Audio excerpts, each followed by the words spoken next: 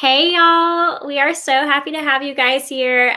So for those of y'all that don't know, my name is Mackenzie. I work at OCD, and this is Molly. Sorry y'all, I just coughed and then tried to swallow my cough. This is Molly.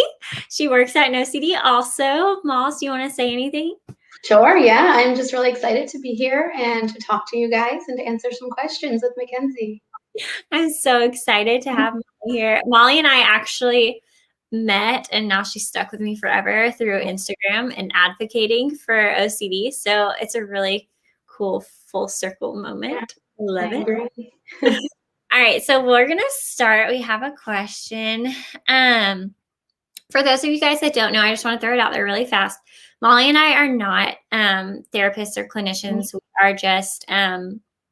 We're just advocates, and we like to, share our story to make people feel less alone and more understood. But we can't offer any clinical advice or anything like that. So please keep that in mind with your questions. Okay, so I have been victimized by sensory motor OCD. What is the difference in ERP for it? Can it be treated or not? So without giving clinical advice, no matter what kind of OCD you're dealing with, ERP is the gold standard treatment for all types of OCD. Molly, do you want to elaborate? Yeah, I mean, it definitely can be treated. ERP is, like Mackenzie said, the gold standard for all types. And so sensory motor is just another type of OCD. And it definitely can be treated with ERP. You'll have to get creative with some of the exposures, but it is definitely treatable. Yep, I think that one of the coolest things, we've talked about it before, Molly, but I always said, in going through ERP therapy with no CD, which I'm still in the stay better phase, which is an option, I never once heard oh, you have that theme. We can't do that one. And I think that's really important. Oh no, you guys can't hear us? Is that everyone? I wonder if that's just on the Facebook, maybe. Maybe. Anna, can you hear us on YouTube? Let's see. Sorry, you guys. Technical difficulty. Let's see. Oh, I guess they can't hear me say, can you hear me? Okay, so Anna said she can hear us. Oh, she does. Okay. I don't know if we're having, oh no, we're asking everyone. I don't know what's going on with Facebook, but if you want to head on over to No CD's YouTube, you guys should be able to hear us there because it seems like everyone on YouTube is saying that they can hear us. But sorry about that. No one ever said, oh, you have this theme, we're not going to be able to help you. OCD, at the end of the day, when you strip it all down, is still OCD. And ERP therapy will be and always is the gold standard treatment for it. So I think it's really important to remember. Malls, did you ever hear they wouldn't be able to treat a certain theme when you were? Absolutely not. No, there's definitely OCD likes to make you feel isolated and that you're the only one that's had that theme or that's had these thoughts. That is obviously not true. And so it's like we were saying, it's not treated the same, but it's all treated with ERP and with those exposures and just learning how to sit with the discomfort and the anxiety, behind the thoughts. Yep, exactly. Molly made a good point. It's not all treated the same, as far as the exposure and the response, but response prevention, but it is all treated with that, based on ERP therapy. Everyone's exposures are going to look different. Everyone's hierarchies are going to look different because they're tailored to you and what you're going through on your journey with OCD. So that was a really good point, Miles. Anna asks, what is something that surprised you about ERP? That is a good question. Yeah, I mean, if you have something, I'll think for a second. Okay, I'll go. So I think something that really surprised me about ERP therapy, I'm sure I've told you this before, Molly, because, I tell you everything, but I remember doing my first exposure and then getting into my second and thinking okay, that sucked. I never want to do that again. I did it, great, but I don't want to do it again. And I was like, when am I going to start to feel different? When am I going to start to feel like this is working? And all of a sudden, little by little, daily life things became easier. And didn't seem as scary and as hard. And so I think that trickle down effect of like, it's almost not about the exposure, like that one exposure. It's what comes after that and what happens as you go along and you don't even realize it. All of a sudden, these things in life that used to seem so hard aren't so hard anymore. I think that was something that surprised me.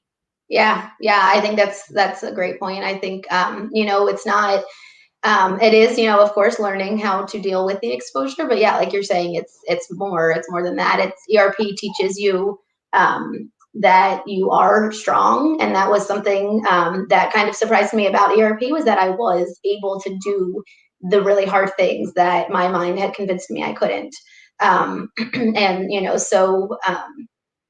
yeah, I think just learning, ERP really teaches you a lot about yourself, I think, too. It's not just therapy, and it's not something that just takes place in the one session, with your therapist. It bleeds through, like Mackenzie was saying, it bleeds through all of your life, and it kind of makes everything else in your life a little bit easier too, once you have that confidence of knowing that you can do the really hard things.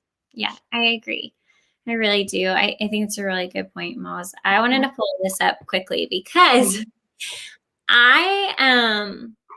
so I think I've said this before, and a lot of people say this: recovery is not the absence of intrusive thoughts, because thoughts are always going to be there. And so for me, I feel like everyone has their own personal definition of what recovery means for them.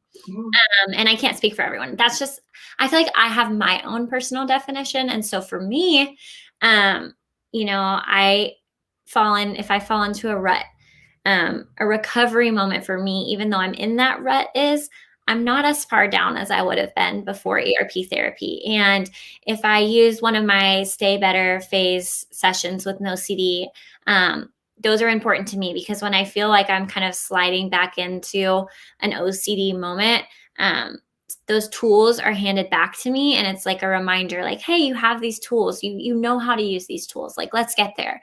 And so before ERP therapy, for me, if I got stuck in a rut, we were talking days, weeks at my lowest low. And now if I'm in a rut, I'm able to pull myself out. So I'm able to, it's not as low, if that makes sense. Because, there are sucky days with OCD, and to say otherwise from my perspective would be a lie. But I know how to deal with them better. And ERP therapy gave me the tools to be able to do that. So I don't know if that helps, Mollie. Yeah, I would kind of mirror that too, that it's not it's living your life with the OCD thoughts. They're not necessarily going to go away. They are thoughts, and your brain will get creative and give you all kinds of images. And so it's just learning to live with them is recovery, and having those strategies in place when they do when they do pop up, is knowing how to respond to them is part of recovery, I think. Yep. And I think another good part is you realize, like, a recovery moment for me too is being able to laugh at myself, which I know you and I do a lot. Like, I always tell this story because it's so funny. And hi, Tori, by the way. Tori, when I thought, and Mollie, we had talked about it too, when I was like, my brain was trying to tell me that I was going to get salmonella and die. And I looked it up, which, shame on me.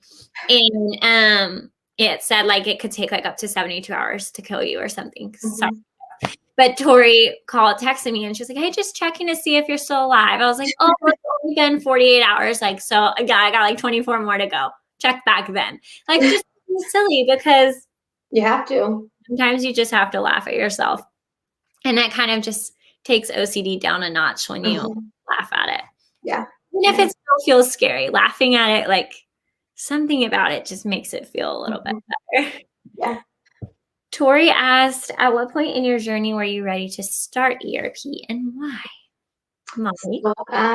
So I was, I have dealt with OCD since childhood, and I only recently had been diagnosed and started ERP.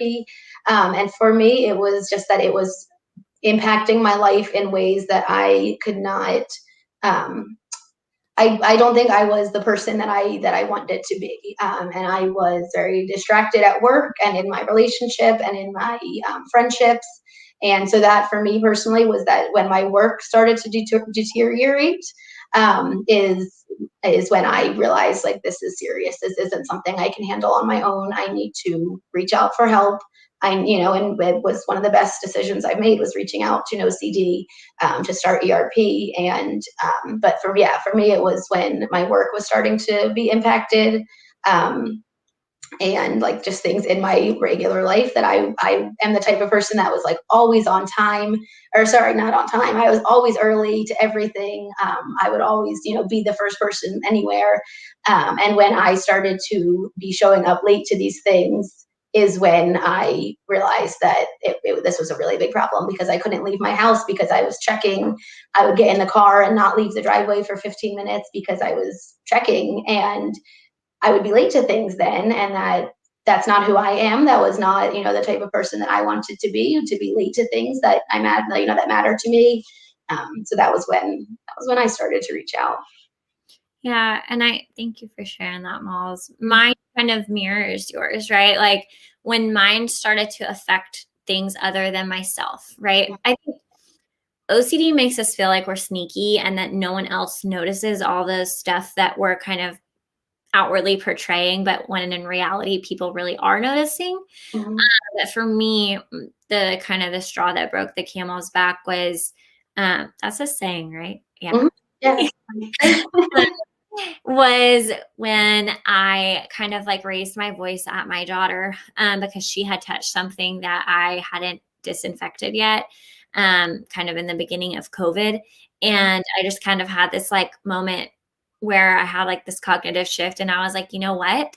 My OCD is no longer affecting just me, even if it was me noticing in that moment. It's not affecting only me. It's affecting my kids. It's affecting my husband.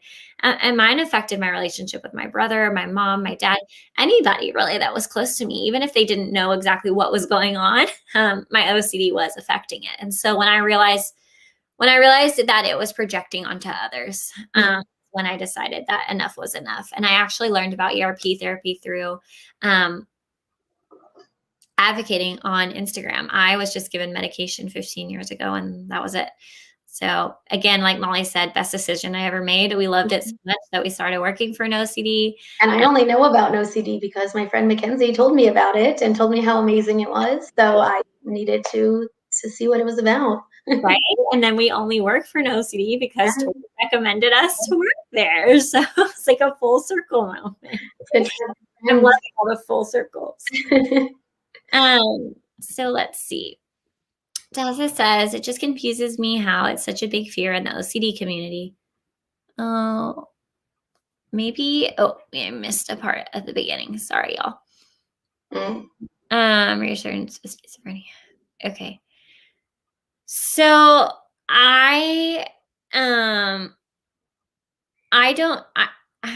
know if I've personally, so I think I've had this, I think there is a schizophrenia subtype of OCD, right? Or something like along the lines of that. Like, I personally haven't experienced it. I think I reached a point where I was like, felt like I was very paranoid about things myself. Like, oh no, is it more than OCD? Like, is it something else? I don't know that my mind necessarily went to schizophrenia, but I do see this a lot. Mollie?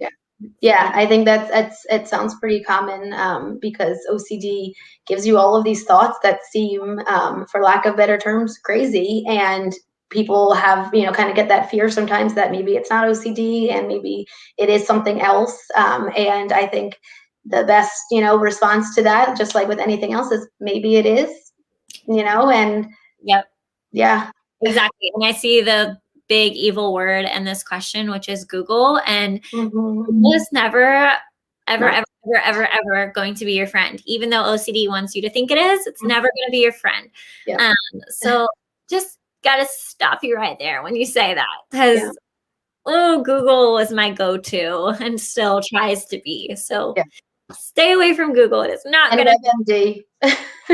Yeah, and that, because, a headache is a brain tumor and all the things. So And I think just going off of that, Mackenzie, like what you look for is what you're going to find. So if you are, searching your deepest, darkest fears on Google, you're going to find answers to your deepest, darkest fears, and that's going to be really scary. Yep. I think from personal experience as of late, Mollie makes a perfect point. Your OCD is going to latch onto and feed off of slightest, tiniest shrivel of evidence that you find on Google. So you find one study that links to something else, and it doesn't matter that there's 50,000 other studies done, but only one links to that.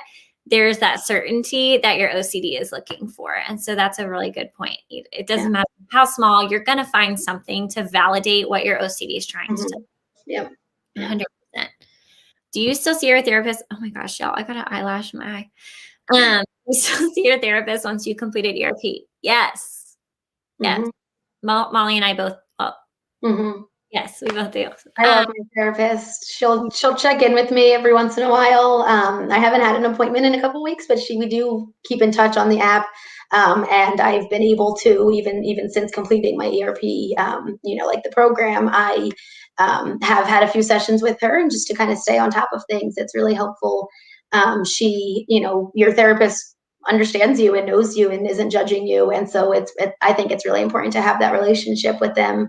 And I personally love seeing my therapist still. It's not as much exposures anymore. It's just kind of catching up and keeping her in the loop of what I'm struggling with and what I still need help with, because we are only human, and we're always, going to need a little bit of help from other people.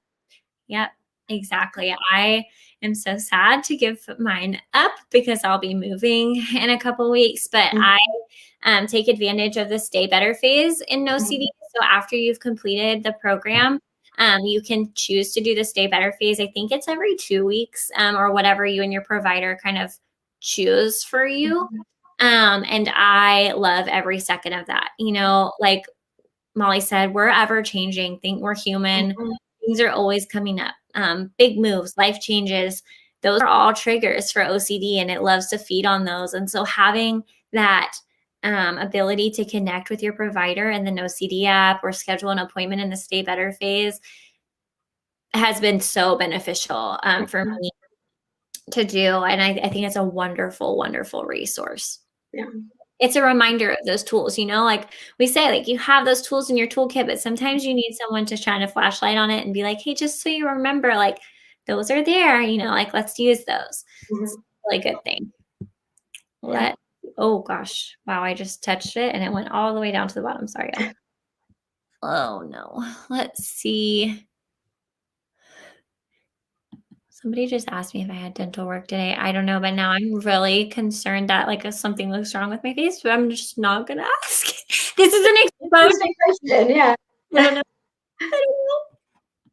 I didn't, but okay, let's see. Sorry, you guys. Yeah, I'm trying to scroll through. Oh, I'm glad you can hear now, Angel. Okay, here we go. Okay. People with OCD often know in the back of their minds that their compulsions serve no purpose. My compulsions always feel extremely logical and rational safety behaviors. I'm not laughing at you. I'm laughing with you. Yes. Because yes. I can relate. Yes, I relate 100%. Yeah. Like Mollie and I were saying, OCD is going to take and run with anything that you give it. And logical, rational things are no exception. COVID is a really good example of that. Contamination OCD is a huge theme for me. So I worked with my provider and I decided like the CDC guidelines were going to be my baseline, and anything I did over that was an irrational thing. Anything I did that was right on that line was rational, because I think COVID really blurred the line between rational and irrational for me. I don't know if that helps, but that's how I feel. It's OCD makes everything seem logical, and that's just one of its many tricks. Mollie, what do you think? Yeah, no, I could not have said that better myself. I don't personally have, I don't really necessarily deal with contamination obsessions that much, but I definitely, since a lot of my compulsions tend to be more mental than outward, physical compulsions. I just remember my therapist talking to me about, do you think that other people, would engage in this exact same behavior? Because if it is a logical thing that other people are doing, then it probably makes sense to be doing. But if it's something that you feel like you need to do and no one else that you've spoken to has had that need, it's probably not. It probably is OCD. It's probably not something that needs to be done that is logical. But OCD will continue to try to trick you. I don't know if that's the right word, but into thinking that you're keeping yourself safe by engaging in the compulsions, and that's actually just what keeps you stuck in the OCD cycle. And it's hard to get better when you're engaging in these what you think are safety behaviors that actually are not helping you in the long run. Yep, exactly. Perfect. It makes you, OCD makes you feel all powerful. And the sad reality for OCD is that no matter how many times you think something in your head, no matter how many compulsions you complete, we can't create certainty. And I think a big thing that I always say is my OCD personally is centered around the fear of dying. So the only thing certain in life is death. And that is an exposure in and of itself for me to say out loud, because even the word death, but that's really the only thing certain in life. And so as much as OCD wants you to think you're all powerful and that you can just create this amazing shield of certainty, it's just not logical. It's not. Nothing OCD is logical. Nothing. Yeah. So Tessa said, I have a 4-month-old and I'm trying to recover from OCD. How do you juggle trying to do therapy, getting sleep, medication, all the things? I'm going to let you answer that since you also have children. Yeah, and I'll let you know when I get there. Just kidding. No, but really, it really is a juggling act. And recovery for OCD, like I said earlier, I think there's a definition for it for everyone. Recovery is going to look different to everyone. And recovery, everyone used to say it to me, and I used to get so frustrated because it seemed like such a cookie cutter answer, but it's not linear. It's just not. When I started ERP therapy, I was like, okay, like it's just going to be this upward, like nice, packaged, That would be nice. To recovery, and it's just not. It's like, all over the place. Yeah. And so, I don't know that there's really a good response to that. I think sleep is important. I think if you decide medication is important for you, then that's important. Self-love and self-care, that's something I really struggle with. I went and got my hair done today for the first time in like 5 months. And that was like my first act of self-love and self-care in a long time. So to answer your question, I'm still learning how to juggle it because, everything is important. Your children, your marriage, your partnership, whatever you have in your life, but you are important also. And I think something important that my provider used to always share with me is that you can't pour from an empty cup. And so you have to take care of yourself before you can take care of the ones around you. It's kind of like the airplane. What I was just going to say. It always seems so like evil when they say it, like put yours on first, don't help anyone else. But in reality, it's that you can't pour from an empty cup. I can't save anyone if I can't save myself. Yeah. So I think it's just learning. It's learning how to juggle. I have 2 young kids. I have a 3-year-old and a 1-year-old. And I think really taking a second and finding my center and realizing like when OCD feels like it's trying to spin me out of control, or I feel like I'm stuck in a rut, which happens, it still happens. You have to look and say like, whoa, like I have to be a mom. I have to be a spouse. I have to be myself. I have all of these things that I need to do. And so OCD thanks, but no thanks. And it's a balancing act to try to learn how to do all those things. Yeah. Miles, I don't really have anything to add to that. That was beautifully said. Do you have any advice for someone who has had their first ever therapy session coming up? Mollie, your turn. Yeah. So, I would say give yourself a lot of compassion and grace, to, kind of piggyback off of Mackenzie's, that the comment you were just saying is, we're so hard on ourselves a lot of the times, and we think of all the things that we didn't do or didn't do well enough or didn't do enough, or anything like that. And scheduling that first appointment is a huge step. Like that in itself is so important. You're putting yourself first. Every time you go to therapy, you're putting yourself at the forefront. And, in order to help the people around you, you need to be a better version of yourself. And so I would say, yeah, just give yourself a lot of patience, a lot of compassion. It's going to be hard, but it can only get better if you put in the work, and if you just give yourself a lot of love as well. Yep, I think Mollie's said it best. Like, you're doing the really hard thing. You're doing that first step, which is huge. Like, pat yourself on the back, because that's huge in and of itself. I think it's important to not overthink it and not feel like, especially, because we can speak for an OCD, especially working for an OCD.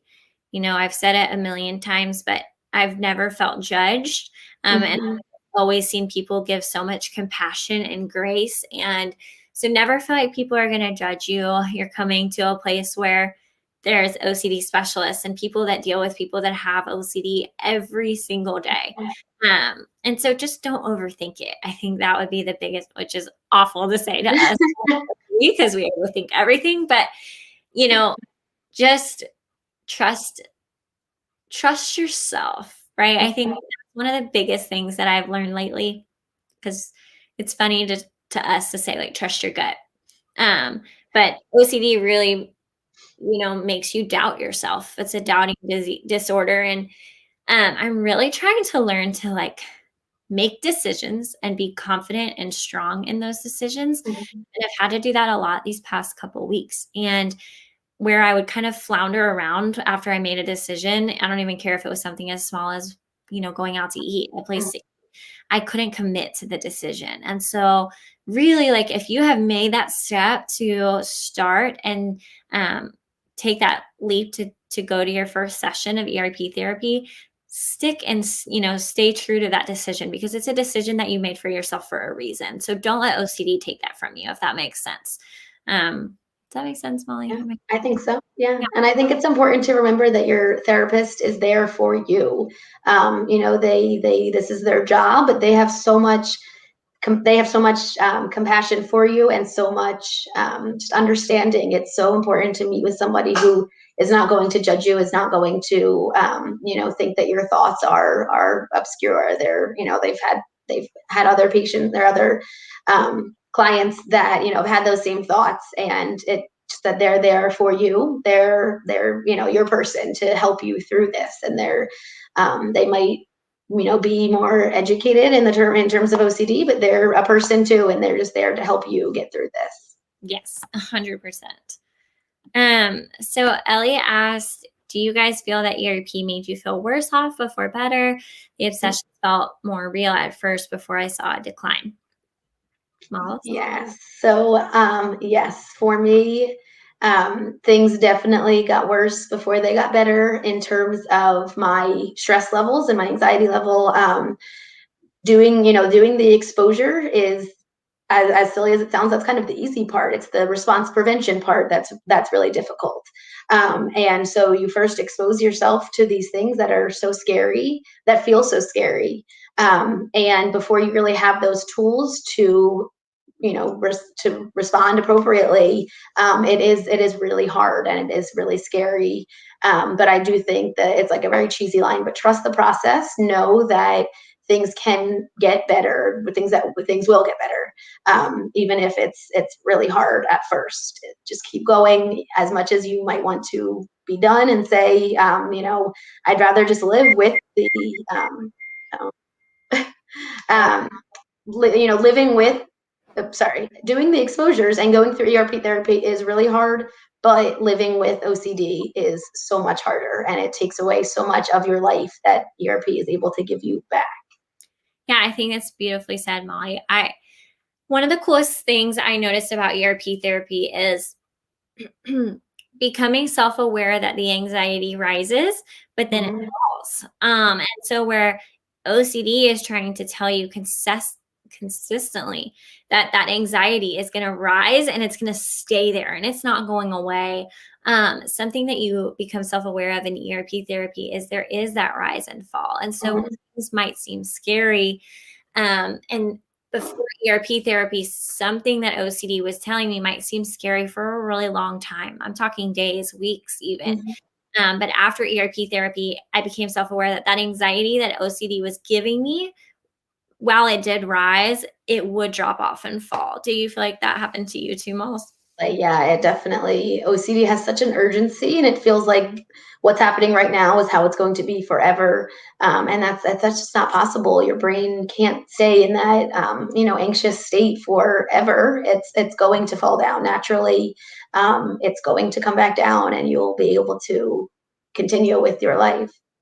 Yeah, I think I always laugh at this part because, especially with my contamination OCD, like the beginning of the month, like cancer might be like trying to kill me. But then by the middle of the month, my OCD is like, oh, dang, I can't keep her like on that one because she's still alive. So like, let me come up with something else. Like, oh, you touched a trash can outside. There was probably a raccoon there. You're going to get rabies. So you've got like a couple of days, right? So then it's like that. And it always makes me laugh because like the cancer seems so urgent, right? And then all of a sudden, like rabies is everything and cancer is just gone. Like where And did it's it funny because there's definitely times where I can look back and be like, why? Like that was so scary to me. And now it's like I don't you're exposed accidentally to something and it doesn't even bother you anymore. And it wasn't even sometimes it's not even something you were even working on. It's just like something that used to be so scary that you now it's just part of, living.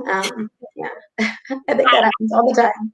I can't help but laugh about it because I really will like, it's like, oh, dang, like I'd rather have that one from last week because this one like Right. really intense, but this one doesn't seem as scary anymore. When in reality, it was as intense, but it's just gone away for some reason, you know? Mhm. Yeah. OCD just doesn't make sense, y'all. Not at all.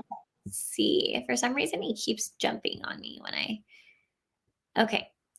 With ROCD, can it make you think thoughts of your partner being in a better relationship with someone else? I only hear that people with ROCD have thoughts about not loving their partner.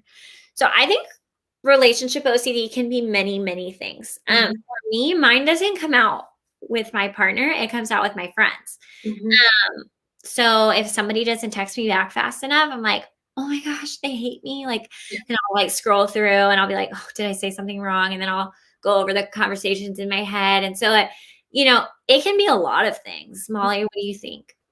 Yeah, absolutely. I think comparing your OCD to somebody else's OCD can be like damaging because somebody, thoughts are just thoughts, and if somebody, but yeah, I definitely with our OCD, it can be all kinds of things. It can be picturing yourself with somebody else, picturing your partner with somebody else. Thinking your partner doesn't love you, thinking you don't love your partner, all kinds of things. And as well with friendships and with other kinds of relationships. It can be all, it can be anything. OCD is very creative, and it's not going to just stick to one thought or one type of thought. Yeah, I think a thing like when I was diagnosed with OCD, Malls, you'll have to tell me how it was for you too. But like, I didn't know themes were a thing. Like, they didn't, Mhm. oh, you have OCD and it's mainly contamination, but you have this, this, and this too. It was just OCD. And I think where I don't like themes because I feel like they stigmatize people on act. Mhm.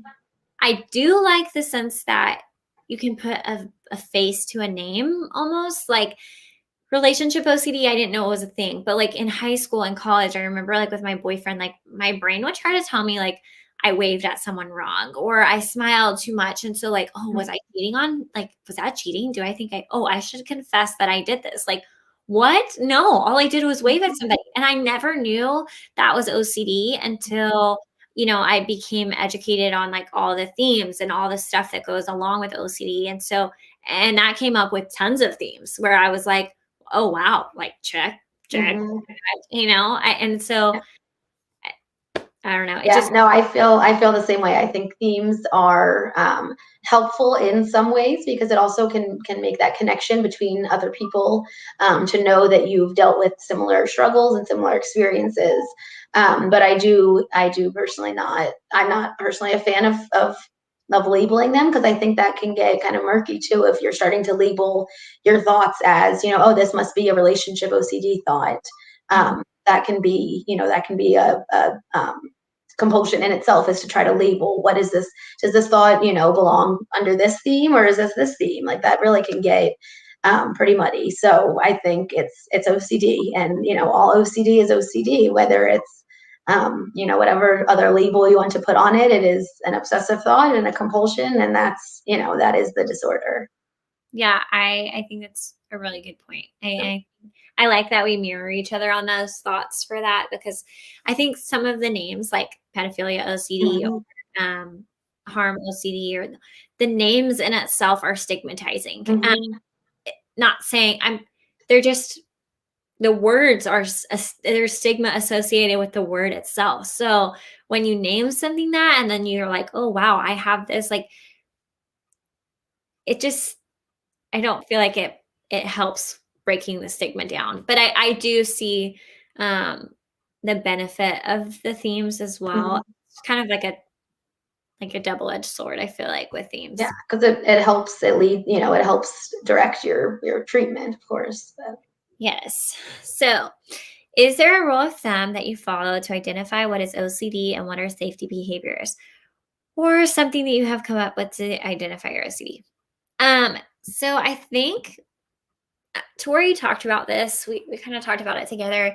There's power in calling your OCD out. Like, there's power Mhm. in being self aware and saying, hey, that's OCD. I see you. I know you and I see you. I got it. Like, so that to me is a part of recovery also, where before, like, I would try to, maybe convince myself it was something else, or, oh no, no, no, no, that makes sense, I'm doing this for a reason, I don't know what it is, it's not my OCD, don't say it's my OCD, or whatever the case is. There's power in naming it, there's power in calling it out for what it is. I don't know, as you're saying, as far as what are safety behaviors or something that you've come up with. um for me, what's OCD and what's safety behavior, like I said earlier, an example for me is COVID. So the line between rational and irrational was blurred, and I would try to justify my irrational OCD behavior by, well, there's a worldwide pandemic, and when you go outside, it looks like a horror film, and so it makes sense that I'm doing all of these things, when in reality, that threshold is the CDC guideline for me. So Mhm. that was my kind of barrier between rational and irrational, and I called it for what it is when I started to do over those things, if that makes sense. Molly, what do you think? Yeah, yeah. I mean, that's definitely. I think that's something that we are still trying to learn, and try to figure out, is what's rational and what's not. Yeah, I don't really have much to add to that because I think you said that very well. Tom, oh, I don't like Tom Brady, come on, go Giants. I'm just kidding, it's um my name is Jay. Hey Jay, wondering why I always expect my day to go in a certain order in a certain way.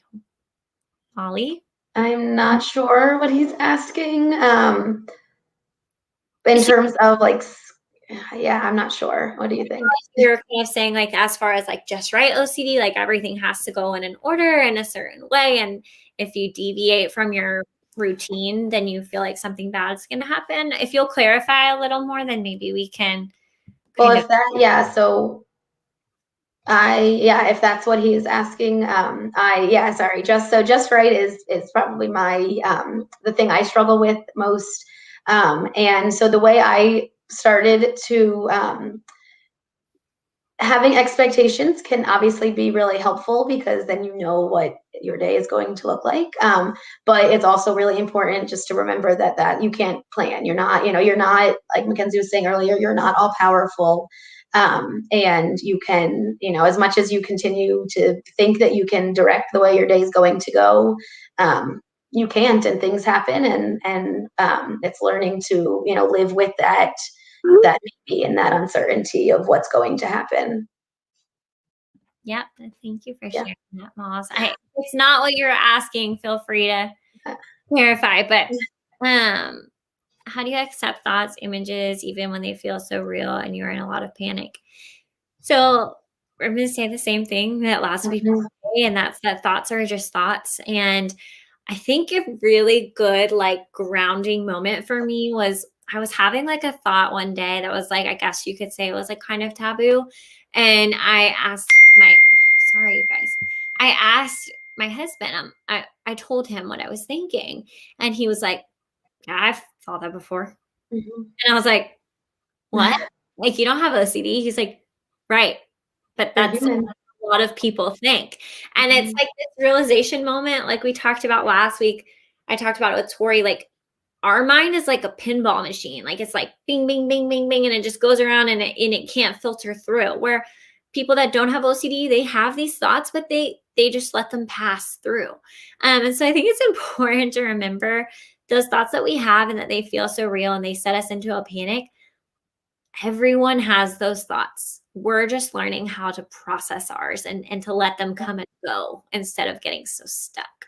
Yeah, yeah. And I heard one time the like analogy that thoughts are like clouds. And if you look up at a cloud, if you lay on your back and you look up, you can make that cloud out to be something really scary. It could be, a gun or a knife or something that terrifies you. And then that will give you, that might give you some bad thoughts.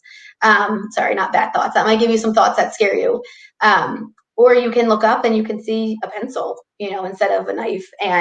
So I think just recognizing that they're there and it's the way you react to them that's the important part, and that's the part that kind of differentiates a typical brain to an OCD brain, is that a brain that has OCD is that everyone gets those thoughts and those clouds pass over everyone. It's just whether or not you choose to engage in them, and you can let them just be there, or you can react to them and then they're going to keep coming back. Yeah, that's a really good point. I like that. Mine would be like a giant COVID germ or something. Right, there you go. Yeah. Thanks. Um, but yeah, I think it's so important to remember that at the end of the day, so many people, not just OCD warriors, but every person that lives and breathes on this earth has had a thought like yours. It might not be the same, it might be a little different, but those taboo thoughts that we have, everybody experiences them. The only part is we don't know how to let them go. And that's what ERP therapy teaches us to do, to be able to sit with the anxiety and accepting the uncertainty that comes with the thoughts that everybody has. Yeah. And I think that's just a really good point, that everybody has those thoughts. Like that's so hard to think when you're in the, depths of it, and when you think that you're the only one who's had these thoughts. But people that don't have OCD have had that same thought. They've just not, reacted to it in the same way. Yep. Exactly. Yeah. When I get ROCD, I can sometimes feel angry towards the people I get intrusive thoughts about, even though they did nothing wrong and my thoughts are upsetting me. Do I do ERP with it and let it pass? So I want to be able to comment on just, ERP and letting it pass. That I would say that would be a good question for a therapist or somebody to decide like what you do with that. I will say that anger and OCD kind of seem to go hand in hand. Molly and I talked about how OCD makes us feel like things are so urgent. And so we've talked about this a lot, where if someone interrupts my urgency, if I'm ruminating over a thought or I'm like completing a compulsion and my husband or my mom, walk by and they try to talk to me about something, I jump so quickly to like a snappy attitude because they're interrupting something that's life or death for me. Mhm. And so I think that's where the anger comes for me. With the relationship OCD, I don't experience anger. I think I get that anxiety with mine because it latches onto my friendships. And so I'm like maybe angry, like frustrated, thinking they're mad at me and why are they even mad at me? I didn't even do anything. In reality, they're not mad at me at all. So maybe, yeah, I guess I kind of.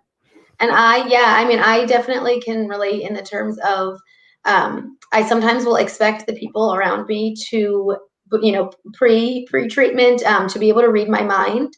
And when I'm, in a spiral and even though I'm physically present, it's really hard to kind of get that point across to other people that you're not necessarily, mentally present. You might be ruminating on something else. And so I personally would get mad at my partner because he would, ask me something and I would say like, I didn't know that you were speaking to me. Like, why can't you see that I'm, compulsing? And so I think it's important to remember that people around us are not mind readers, that if we're dealing with something, we need to talk to them about it, instead of just kind of simmering on it, because that's something I definitely have done. Exactly. I think that's such a good point, Molly. Like, we feel like everyone should cater to our needs, our OCD's needs. And OCD, I've said it before, but OCD is very selfish. It's all about Mhm. me. It's all about us. It's all about our OCD. And, um, my mom told me one time, which I was annoyed at her in the moment, but she was like, you really need to take a second and look at yourself, right? Because I'll find myself being so mad at everybody else when in reality, I'm mad at myself because of how I'm handling it, and that anger, that anxiety that's coming from my reaction to something that my OCD has done or someone else has triggered. Mhm. That it's a trickle down effect, right? And it affects relationships and conversations and all those things. And so sometimes I think it really is about looking inward and seeing like, okay, am I doing this? Because my OCD wants me to think it's everyone else's fault. It's this trigger or this trigger. And when in reality, sometimes we just kind of need to look in at ourselves and kind of do a soul searching moment. Yeah. I just lost. How is y'all's memory and concentration during y'all's moments with OCD? I literally feel like it's so bad. So I think this piggybacks off what Molly said about, trying to be present and you're not fully present. When my OCD is at its worst, I'm pretending to be present, but I am so checked out, it's not even funny. 'Cause I am literally in my mind saving everyone else's life, um, but they just don't know it. So, Yeah. yeah, I think, and I've said that too. My OCD. Oh, go ahead, Mom. No, go ahead. Sorry, I didn't mean to cut you off. No, it's okay. Were you done? Yeah, I was just gonna say my OCDs are centered around the fear of death, and I have really found that the only thing killing me is me, if that makes sense. And so being so checked out, and not being concentrated on the beautiful life in front of me because I'm so focused on all the what ifs, that is killing me, Right. not anything else. So, Yeah. Molly. Yeah, and I think it's something I'm obviously still working on, but I think just being mindful and being kind of trying to ground yourself has been really helpful. Like if you feel like you're kind of spiraling and you're having a really hard time bringing yourself back to the present, splash some water on your face. I'm trying to think of something. Hold an ice cube in your hand, something that kind of brings you back to where you are, physically. Touch something really soft, touch something really hard, just to bring your body back, just to bring your mind back to your body. I think is it's difficult sometimes when you're kind of in your mind so much, but just finding something around you that you can kind of physically see or touch or smell, get something that smells, even if it's a bad smell, just something that brings you back to the present is kind of where I go when I find myself spiraling. Well, I think it's a really good tool, Moss. I like that. Mhm. So Mackenzie, would you feel ashamed when you would avoid doing compulsions regarding COVID? Gosh. When I avoid washing my hands, my brain makes me feel terrible shame that I'm lazy. How do I deal with this shame? So the short answer is yes. Um, because my brain tells me, if I do this exposure, if I do this, if I don't give into this compulsion, what if this time when I don't over wipe down a grocery or wash my hands less, I pass that to someone else. And so how selfish of me to be trying to do ERP therapy when I'm supposed to be saving everyone's life from COVID. And I think the reality of the situation, I can laugh at it because y'all, I don't know, but my Instagram, when I started my Instagram, It was at the beginning of COVID, and I was wiping down every grocery, literally like spending hours like doing it. And I will say, I no longer wipe my groceries down, which I don't even think I've shared with Molly, but Yeah, I it's do. supposed to. And that has been like a trickle down effect. But Mhm. I will say that was really hard for me to do because I felt like if I do this, even though the CDC says it doesn't live on, it doesn't last long enough to do anything or harm you. That, I mean, it's not a CDC guideline to wipe down all your groceries. It's just not, or not that I've seen. So correct me if I'm wrong. But Don't Google it. yeah, I'm not going to. That shame and being afraid that I was going to kind of take that opportunity to stick it to my OCD and maybe possibly harm someone in the long run. That's accepting that uncertainty, I guess. So to answer your question, yes, I experienced that. And I think dealing with the shame is just continuing with the ERP and, not going over that CDC guideline, not doing more because that's that rational line. And I will say that with OCD, with whatever the compulsion is, it's never going to be enough. If you washed your hands, your OCD is going to tell you that you need to do it one more time. So just kind of to piggyback off of that it's never going to be enough for OCD. You're never going to be able to make it happy, really, which is a good thing. But No, exactly. It's a good yeah. point, Ross. Mhm. Can you say tips to cure OCD thought? And if I accept, then I can. So you can't cure thoughts. Thoughts are thoughts. And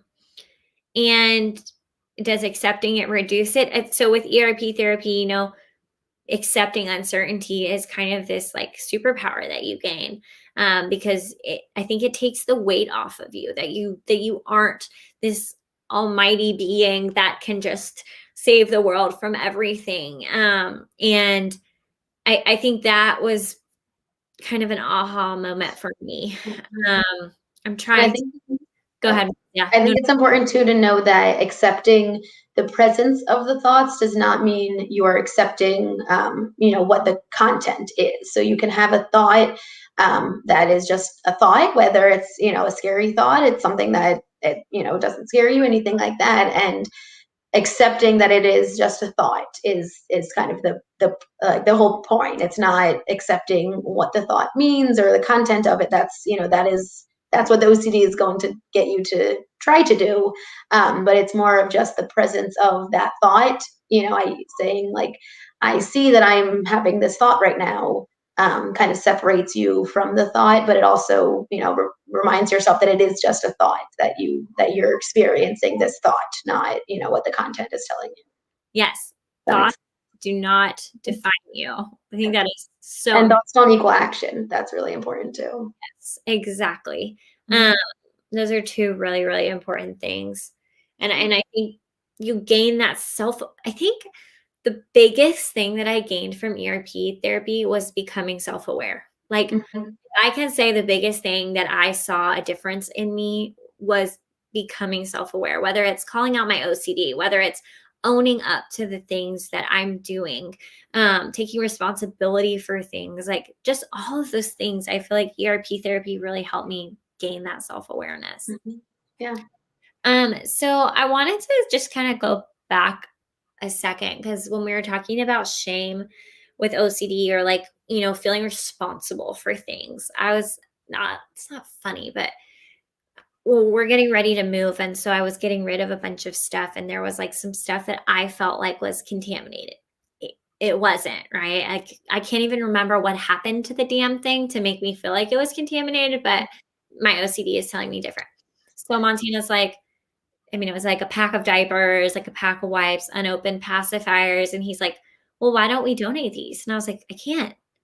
He's like, what do you mean? And I'm like, I can't donate them because something's wrong with them. And he's like, what?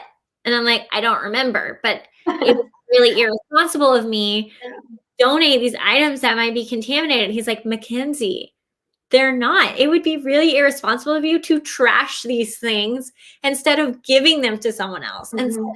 Malls, I don't know if you deal with that, but like, it's like that sense of responsibility for Mhm. is something that I've really had to try to let go of, especially with my contamination OCD. Yeah, definitely. And I think that, like you were saying, that that fear of, harming somebody else by not, by giving them the contaminated items that are not actually contaminated, is, like that's so scary. And it feels so urgent, I'm sure, to feel like whatever decision you make is going to harm other people. That's such a scary thought. But yeah, that's really big that you were able to do that. Yeah. And I'm going to tell you a scary thought that I had, because sometimes I just like to do these little fun things at the end. Not that it's fun and it might trigger somebody, but you know what? Life does not come with a trigger warning for OCD. So I'm all about trigger warnings for like big things, but OCD, I feel like it just becomes avoidance. But I had this thought the other day, like I'm so concerned with things being contaminated, and I went to return something the other day, and they have the giant cart full of things that has been returned, right? Mhm. My brain just jumped to like, shit, how many things have I brought home with me that was in someone else's house that Mhm. someone else did something with, and they brought it back to the store? It was like this whole like realization exposure moment for me, like in a nutshell. Like I feel like if my brain could have like had a picture on it, would have been like this giant like explosion going off in my brain, because I was like, oh my gosh, like what if like what? I don't You're know. here. You're alive. I know. So there we go. Maybe it was contaminated, but Progress moment. who knows? But okay, so let's end by, Mollie, let's do one. You want to do one story of like an OCD thing that you can laugh at now that seemed really scary before ERP therapy? Sure. So a lot of my compulsions are like list making, and so I can laugh at myself because when I was a child and even into adulthood, I would keep lists of the most absurd things that have absolutely no bearing on anything. Like I would keep lists of who I spoke to that day, and I wouldn't have to know exactly what order I spoke to my friends in. I would keep, I'm trying to think of what else that is really just kind of pointless. But that is OCD. And I didn't know it at the time. And I can now look back on it and laugh at myself for these notebooks filled with pointless lists that did nothing to make my life better. And I just can laugh at just how like silly. I think it's really important to laugh at yourself sometimes. It helps. But yeah, just remembering how silly these things that didn't make any sense is what I can definitely look back and laugh at. Yeah, I love it. I think there's so much power in laughter when it comes to OCD. I really, really, really stand by that. And I think one of the funniest things that I just kind of said it earlier, but Montana, like there'll be something like that's been sitting in the same spot forever, and he'll be like, "Can we move this?" And I'm like, "No, no." He's like, "Why?" I'm like, "Because it's just, don't ask me. Like, don't make me say it." And he's like, "What is it? Why can I not move Mhm. toothbrush from the kitchen? Like, what is the problem? It doesn't go here." And I'm like, "It's contaminated, okay? But like, I'm trying to work on using it. Like, so I'm leaving it there so I can work on it. I'll get back to it." And he's like, "What's it contaminated with?" I don't know. I can't remember. Like that whole, like, I can't remember. Like, it's so scary, but I can't remember. That always makes me laugh because I'm like, Oh, how, that's scary. how is this thing so scary? But I don't even remember what Mhm. made it scary in the first place. So Yeah. Yeah. that's always my Yeah. theme when it comes to OCD. Yeah. But anyways, thank you guys so much for joining us. Mollie, thank you so much for being here and taking an hour to sit and talk with me. I love It you. was I'm so glad fun. you're here. But I really just want to quickly say, you guys, for no CD, you can go to treatmyocd.com, click sign up for a free call and talk to one of our intake specialists. It's a 15-minute call where we can go over insurance and how our program works and costs and all of those good things. If you guys are interested, please, please, please go and look at that. We are in the UK now as of like 2 weeks ago. So if you are in the UK and you're looking for ERP therapy, treatmyocd.com. Molly, do you have anything else? Yeah, well, I was going to add, just check out the app. If for any reason you're not, able to go to therapy right now, there is that free resource with self-help tools and a forum of other people that are dealing with similar struggles. And there's a lot of exercises that you can practice on your own to help yourself. So yeah, definitely go to the NoCD app as well. Okay, you guys, thank you so much for being here, and we look forward to seeing you again soon. Bye.